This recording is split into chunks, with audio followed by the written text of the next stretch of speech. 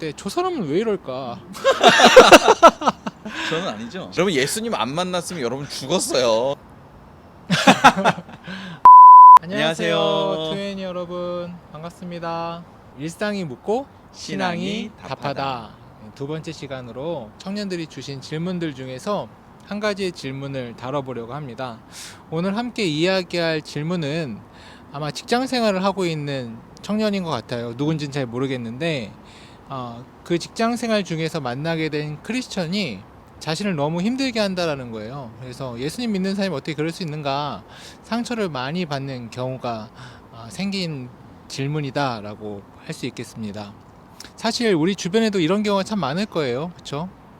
굉장히 많죠. 그러니까 직장 상사가 또는 동료가 힘들게 하는 경우들이 많긴 한데 특별히 그 사람이 그리스도인이다라고 했을 때 느껴지는 더 큰 아픔 또 상처가 있는 것 같아요. 그렇죠. 당장 속으로 교회 다닌다는 사람이 어떻게 저럴 수가 있어.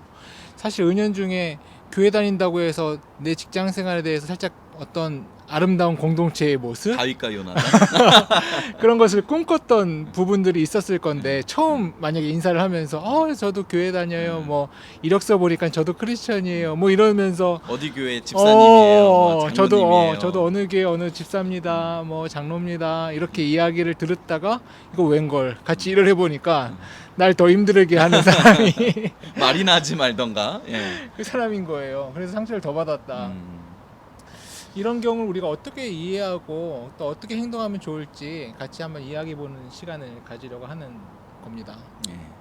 일단은 원인이 무엇일까를 좀 근본적으로 한번 돌아볼 필요가 있을 것 같아요. 그냥 뭐 어떻게 대처해라 라는 것보다는 왜 그런 일이 발생할까 했을 때 저는 크게 두 가지 요인이 있다고 봅니다. 첫 번째는 먼저 그 교회를 다니는 분이라고 해서 다 그리스도인은 아닐 수 있다.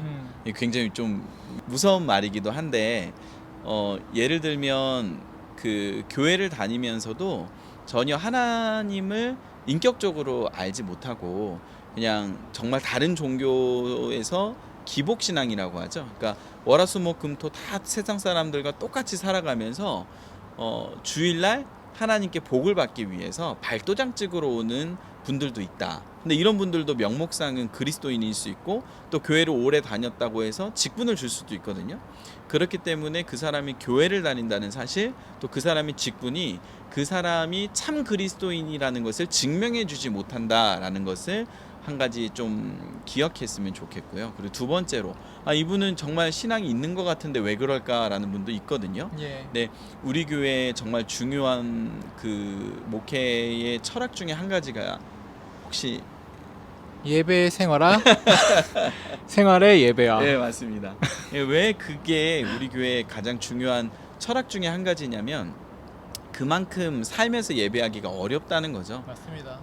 그래서 한국 교회 우리가 주일날 와서 예배 드리고 말씀을 듣지만 6일 동안의 삶 동안 그 삶의 예배를 드리지 못하면 결국 우리가 그리스도인이라는 이름은 가졌지만 삶은 세상 사람들과 똑같은 삶을 살아갈 수밖에 없는 거죠. 그러니까 이제 구원을 받고 더 성장하고 성숙해야 할 우리의 신앙이 실은 어린아이에서 멈춰버린다면 그런 그리스도인들이 많아지면 많아질수록 실은 그로 인해서 실망하거나 실족하는 일들이 생길 수밖에 없는 것 같아요. 좀 더 넓은 마음으로 그럼 바라봐야 할까요? 그 사람을 이해하는 마음으로. 그러면 좋겠지만 안 되니까 물어본 거 아닐까요? 그래서 실은 넓은 마음으로 바라봐야죠. 근데 그게 어렵죠. 왜냐면 같은 사람이고 나도 그리스도인이지만 그 사람이 교회 다닌 지 더 오래됐을 수도 있고 또 나보다 어른이고 직분도 나보다 상사고. 직분도 있고 하다면 마땅히 그 사람이 나를 품어줘야 되지 않을까라고 생각할 수 있는데 좀 관점을 바꾸면 좋을 것 같아요. 예를 들면 내가 지금 그 사람의 어떤 삶의 한 부분을 보고 있는 거거든요. 우리아가 다윗을 보았을 때 어떤 상사로 기억하고 있을까라는 것을 한번 고민해 보셨으면 좋겠어요. 우리아 입장에서는 다윗을 만약에 다윗이 한 모든 행동들과 자기 아내를 빼앗은 것과 자기에게 편지를 들려서 전쟁에 나가서 죽게 한 사실을 알았다면 우리아가 다윗을 어떻게 평가하고 있을까를 우리가 한번 질문을 던져보면 좋을 것 같아요. 그러면 정말 이보다 더 나쁜 상사가 없죠. 예, 영화 막장 드라마나 영화에 나올 만한 상사인데, 그런데 성경 전체에서 다윗에 대해서 평가하는 것과 그 시기에 다윗에 대해서 평가하는 것은 굉장히 다를 수 있거든요. 그러니까 이 말씀은 왜 드렸냐면, 다윗의 뭐 죄를 합리화하거나 뭐 포장하는 것이 아니라 한 사람의 인생은 굉장히 다양한 굴곡을 가지고 있다. 그래서 그 시기에 내가 만난 그 사람의 모습을 가지고 그 사람의 삶이나 그 사람의 인격 전체를 우리가 재단하거나 평가하기 어렵다라는 걸 말씀드리는 거죠. 예. 근데 이게 왜 중요하냐면, 한 시기에 우리는 불완전한 그리스도인으로 바닥을 치는 순간이 있을 수 있거든요. 예를 들면 믿음의 조상 아브라함도 자기 아내를 누이라고 하면서 살아남기 위해서 급급했던 시기도 있었고, 그렇기 때문에 우리가 어떤 한 사람을 평가할 때 지금 그 시기의 사람의 모습이 비록 실망스럽다 할지라도 하나님께서 그 사람을 어떻게 만들어가고 어떻게 바꾸어 나가실지 알지 못하기 때문에 하나님의 관점으로 조금 그 사람을 나중에 이런 사람도 하나님께서 바꿔 나가시겠지라는 좀 기대감을 가지고 그 사람을 바라보는 것도 좋을 것 같아요. 품고 사랑은 처음부터 어렵겠지만, 어쨌든 관점을 조금만 더 바꿔보면 조금은 더 너그럽게 볼 수 있지 않을까 생각해 보고요. 그리고 직장이나 사회에서만 그리스도인들이 나를 괴롭히거나 실망스럽게 하는 건 아닐 수 있거든요. 교회 안에도 그런 일이 있을 수 있지 않을까요? 예, 그렇죠. 교회 안에도 사실 우리가 함께 모여서 다양한 일을 하고 다양한 봉사를 하고 또 지금 저를 쳐다보시면서 말씀. 저는 아니죠. 심지어 같이 예배를 드리러 앉아 있으면서까지도 저 사람은 예배 드리러 나와서 왜 저럴까? 예배 드린 자세는 왜 그럴까? 뭐 이렇게 마음이 들기도 하고, 같이 봉사를 하고 같이 일을 하려고 했을 때 저 사람은 왜 이럴까? 그렇게 생각되는 지점들이 있을 수도 있다. 네. 우리가 그렇다는 게 아니라. 네. 그랬을 때 우리는 어떻게 생각을 해야 되는가? 뭐 이런 부분에 있어서 또 고민이 드는 것도 사실인 것 같습니다. 근데 저는 개인적으로 교회는 큰 목욕탕이라고 생각을 해요. 우리 모두는 다 깨끗하고 온전해서 목욕탕을 가는 사람은 없지 않습니까? 씻으러 가는 거죠. 하나님 만나러 가는 거고, 그리스도의 보혈로 날로 성숙해지기 위해서, 성장하기 위해서, 자신의 더러움과 죄된 습성을 이런 극복하기 위해서, 은혜로 이겨내기 위해서 교회에 나오는 것인데, 교회에 나온 사람들 자체를 너무 거룩한 사람, 완성형의 사람으로 오해한다면 그러한 상처를 받을 수 있는 여지들은 굉장히 많아지게 되는 부분들이 있는 것 같아요.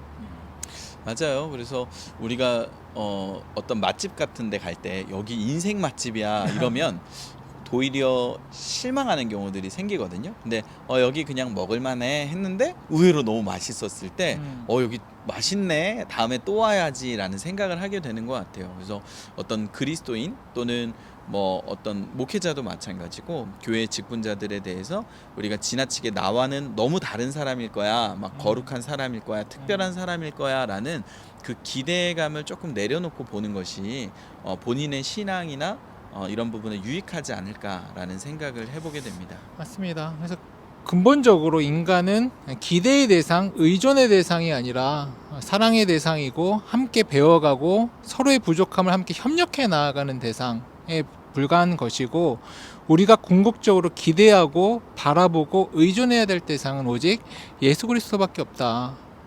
모두가 예수 그리스도의 은혜가 필요한 존재다. 더 확장해서 사실 우리 부모님에게도 상처받는 경우들이 많이 있잖아요. 어떻게 우리 부모님 교회 권사님이시고 저희 부모님 주차 봉사하시고 교회 장로님이신데 주방 봉사하시고 어떻게 나한테 이럴 수가 있는가? 어떻게 나한테 이렇게 상처를 주실 수 있는가? 근데 그리스도의 안에서라는 관점을 본다면 우리 부모님도 사실 그리스도의 은혜가 필요한 존재다. 그리고 그리스도의 은혜 안에서 우리 부모님도 애쓰면서 나를 키우셨다. 이 얘기는 좀 번외적인 얘기인데, 제가 청소년 사역을 한 10년 정도 했거든요. 그러니까 하다 보니까 청소년 아이들이 많이 실망하는 것들 중에 하나가 우리 엄마가 믿는 하나님이라면 난 안 믿겠다. 왜냐면 자기한테는 매일 공부해라 뭐 이러고 막 비인격적인 막 말 같은 것도 할 때가 있거든요. 그러니까 그런 청년들 만났을 때 제가 해주는 얘기가 한 가지 있어요.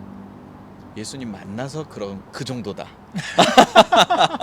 좀 위로가 될지 모르겠는데 여러분 예수님 안 만났으면 여러분 죽었어요. 예수님 만나서 그나마 그 정도. 네, 어머니가 10대 맞을 거 5대 맞았다. 그럼요. 뭐 맞을 거 욕으로 끝났고 이 정도로 끝난 거지. 아. 여러분 예수님 안 만났으면 여러분 그러니까 예수님 문제가 아니라 하나님 만나서 예수님 말려서 그 정도다. 그러니까 하나님의 엄마가 부족한 거를 자꾸 하나님 탓으로 몰아가거나 예. 여러분 신앙의 마이너스로 삼지 마시기 바랍니다. 예. 굉장히 와닿네. 예. 사실 내가 한 잘못에 비하면 많이 덜 맞은 거고 뭐 그런 거 그거는 뭐 케바케인 거 뭐 그런 같고요. 걸 수도 있고요. 예. 우리 청년들이 조금 더 와닿을 수 있는 실제적인 대안. 그러면 내가 실제적으로 어떤 애티튜드로 직장 내 상사와 직장 내 크리스천 상사, 직장 내 동료이지만 크리스천인 사람들을 조금 더 어떤 마음을 가지고 접근하고 같이 일하고 협업하는 게 좋을까요? 예. 그 앞에 말씀드린 부분은 관점을 좀 바꾸는 이야기고 좀 신앙적인 부분이었다면 좀 현실적인 부분에서 일단은 추천드리고 싶은 팁 한 가지가 있는데 감정이 일까지 오지 못하도록 선을 잘 그어라라는 겁니다. 많은 경우에 감정적으로 이 사람과 힘들어졌을 때 청년들이 일까지 그 감정을 가지고 와서 이 사람이 부탁한 업무를 하지 않는다든가 또는 부서의 일들 중에 그 사람이 맡긴 일들을 등한시하거나 대충 해버리는 경우들이 생기게 돼요. 근데 이거는 나중에 누구에게 돌아가냐면 본인에게 마이너스로 돌아가게 되거든요. 회사에서 봤을 때는 이 사람이 일을 제대로 안 한 거예요. 네, 상사가 아무리 나를 괴롭히거나 힘들게 했다 할지라도 내가 회사에서 그 사람과 관련되어 어쨌든 일을 하게 되는 경우에는 일은 일로 대해라.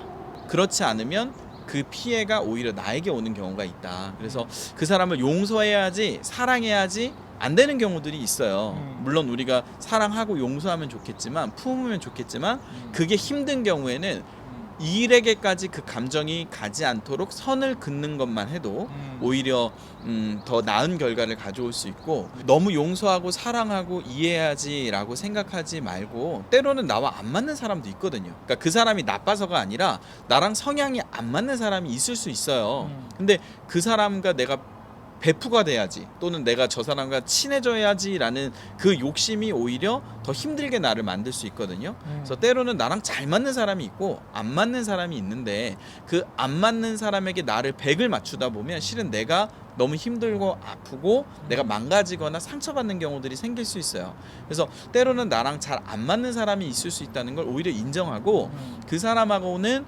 일적인 관계로 대하는 거죠. 그러니까 이게 나쁜 의미의 그런 사무적으로 대해라 이게 아니라 내가 직장이잖아요. 그러면 교회가 아니잖아요. 그러면은 일은 일하러 모였기 때문에 회사에서는 그냥 내 직장 상사로서만 대하는 것.